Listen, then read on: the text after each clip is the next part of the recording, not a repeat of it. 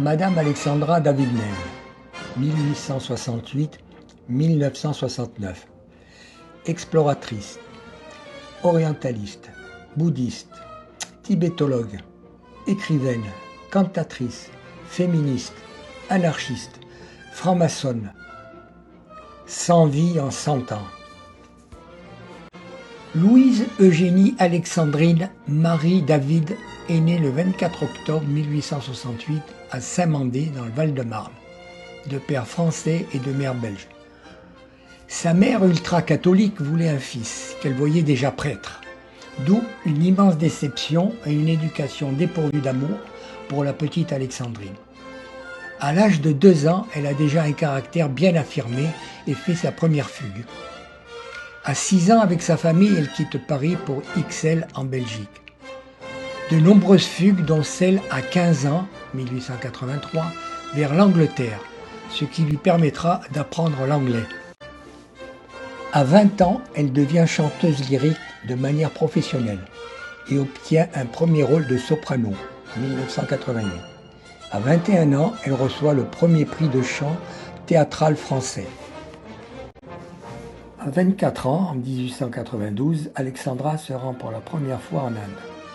À l'âge de 25 ans, de retour à Bruxelles, elle fait la connaissance de Jean Hodgson, un contrebassiste et compositeur belge renommé, qui est également un fervent espérantiste et anarchiste.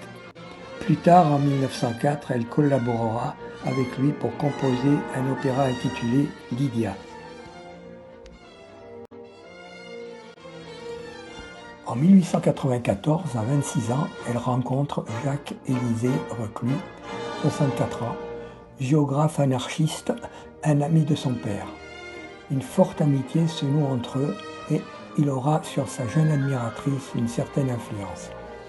Ces deux rencontres, Hodgson et Reclus, ont à l'évidence renforcé un caractère déjà bien trempé, ce qui peut expliquer le déroulement d'une vie hors du commun.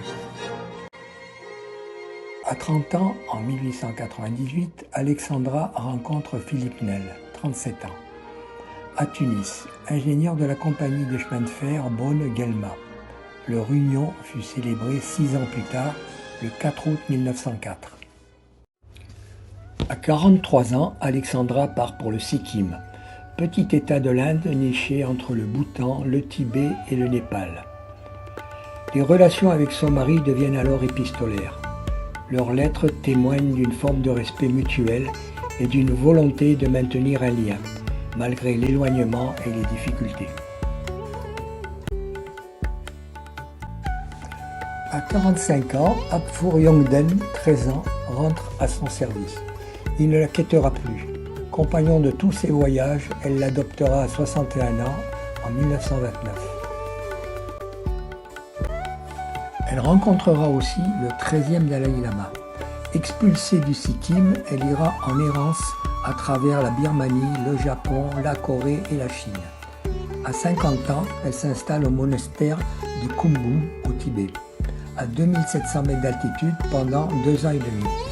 Le 24 février 1924, après un long périple de plus de 2000 km à pied, depuis le Yunnan, en Chine, toujours accompagnée d'Apfour Yongden, déguisée en mendiante, elle pénètre dans la cité de Lhasa, interdite aux étrangers. Séjour de 2 mois, car recherchée, elle s'enfuit. En 1925, à 57 ans, et après 14 ans de séjour en Asie, elle revient en France avec Apfour Yongden. De retour en France, elle publie son best-seller « Voyage d'une Parisienne à Lhasa » sous le nom d'Alexandra Myrial, son pseudonyme de cantatrice. Elle donnera une série de conférences en Europe. En 1928, à 60 ans, elle achète un terrain à Digne-les-Bains, comprenant un cabanon et une ruine. L'année suivante, elle adopte officiellement Apfour Yongden, qui devient Albert Apfour Yongden David. Il a 29 ans. À 66 ans, elle agrandit son cabanon et lui donne le nom de Samten Dzong, résidence de la réflexion. En 1935, à 67 ans, elle passe son permis de conduire. 2 ans plus tard, à 69 ans, elle repart en Asie mais cette fois-ci par le transsibérien, accompagné de son fils. Décès de son mari Philippe à l'âge de 80 ans. Elle a 73 ans. À cause de la Seconde Guerre mondiale, elle restera bloquée en Chine pendant quasiment 10 ans. En 1946, elle reviendra en France par avion militaire. À 87 ans, le 7 novembre 1955, décès de son fils Albert Alfort-Jungen à l'âge de 56 ans.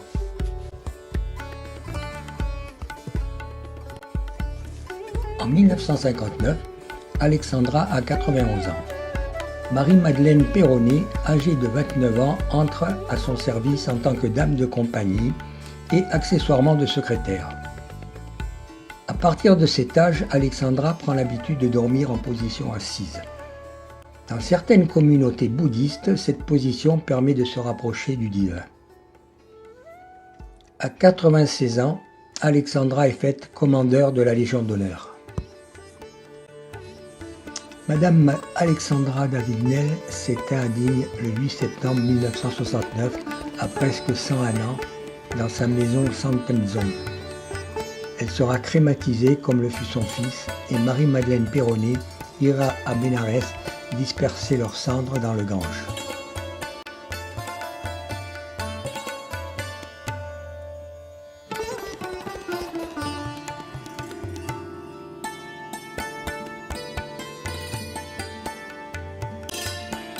Au décès d'Alexandra David-Nel, Marie-Madeleine Perronnet conservera Santenzone.